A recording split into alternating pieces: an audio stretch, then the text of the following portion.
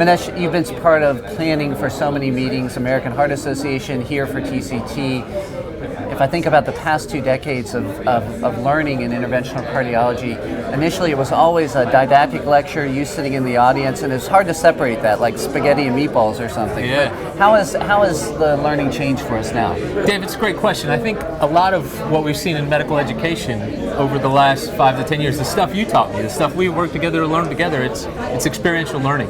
When you come to any meeting, you want to not just see how somebody's doing it, you want to get your hands on it. You know, if you're in the echo lab, you want to put the jelly on the probe. If you're in the cath lab, you want to get access. You want to do the balloon. So whatever you can do at any meeting to get people activated, interactive, to learn. And I think this is what most of our hopeful cardiovascular meetings, TCTN, is focused on it with the big theaters where we see the procedures, but then how we interact with experts who do them. So let me ask you too, for practitioners today, our labs are so busy, so pulled in many directions, that it's hard for clinicians today to take away from a new manuscript, for a new presentation. We're getting it online, you're getting sound bites from the media, you might get to be able to read the abstract at best, but probably few people follow through with reading the whole article too.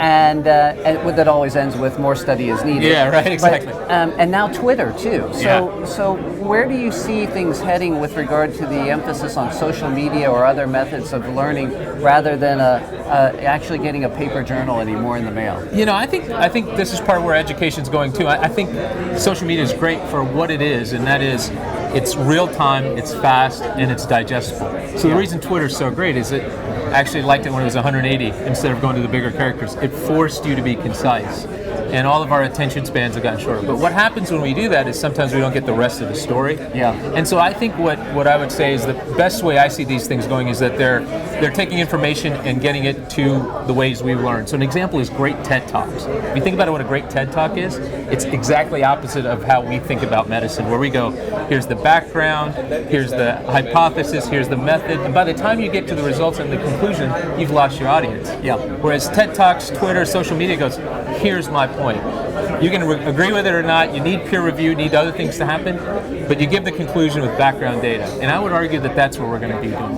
I was going to say too, with social media, for example, you just don't have the peer review, that's or you don't have a panel need. discussion, Right. for example, too. Or you can get group mentality and sometimes bullying and things like that. But I like the analogy to TED Talks is terrific, because as you know, and probably in meetings you've tried to plan too, we've tried to implement a mandate of no more than 5 slides, or to have a speaker get up and not have any slides. That's and right. really makes the speaker focus on his or her salient points too. Yeah. And if we can move towards that in learning, I think that'd be welcome. Yeah, I think the last point I'll end on is just saying these meetings are getting better as we get more diverse. You know, I say a lot of things it's not just the way I think about intervention or the way you think about intervention, it's the way all of us differently, men, women, different people, but also our thought process.